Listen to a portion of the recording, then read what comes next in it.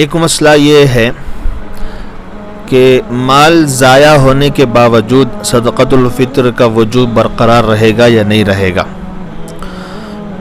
یعنی اگر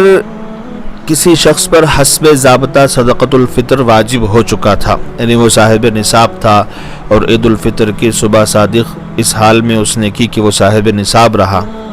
پھر اس کا سارا مال ضائع ہو گیا، کسی بھی آفت کی وجہ سے جل گیا یا ڈوب گیا یا کوئی سماوی آفت نے پکڑ لیا، سارا کا سارا مال ضائع ہو گیا، تو بھی صدقۃ الفطر اس سے ساقط نہیں ہوگا. کیا مطلب ساقط نہیں ہوگا؟ جب بھی گنجائش ہوگی، جب بھی پھر سے اللہ تعالیٰ اس کو نوازے گا، اس پر صدقہ فطر کی ادائیگی لازم